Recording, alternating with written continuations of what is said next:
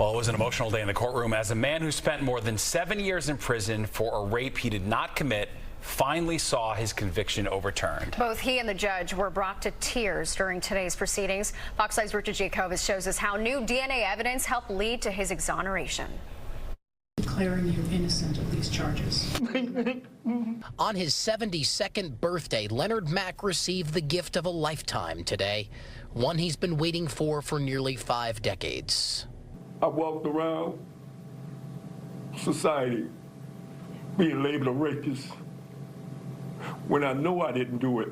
The Vietnam War veteran served more than 7 years in prison after being convicted back in 1975. Police say Mack matched the description of a man who tied up 2 Greenberg High School students at gunpoint and brutally raped one of those girls. He was arrested by Parkway Police, and the town of Greenberg Police Department conducted an investigation and charged Mack with rape. Walking around prison yards, knowing that all the time I was innocent. But I never gave up hope. I kept the faith. Mack has spent years trying to clear his name, claiming he was innocent, first through appeals and even through the Innocence Project, who took up the case and brought it to the Westchester District Attorney Miriam Roca and her Conviction Review Unit. Through DNA evidence, which did not exist at the time of Mack's conviction, Leonard Mack was cleared and matched another man to the crime who ultimately confessed. The criminal justice system, including the DA's office, failed him. Failed to protect an innocent man. According to the Innocence Project, this is the oldest wrongful conviction in U.S. history to be overturned by new DNA evidence.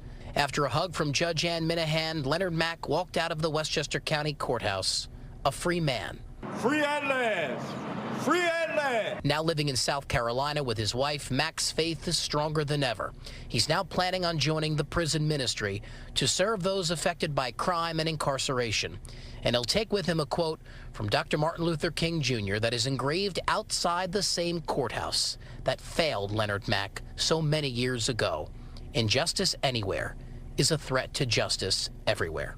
The world knows that even though that happened to me, I still have faith in the criminal justice system. The man who did confess to that 1975 rape cannot be prosecuted due to the statute of limitations, but he was convicted of a rape 2 weeks after that one in Queens and for a sex crime in Greenberg back in 2004. He's currently being prosecuted for failing to register as a sex offender. In White Plains, Giacovas, Fox 5 News.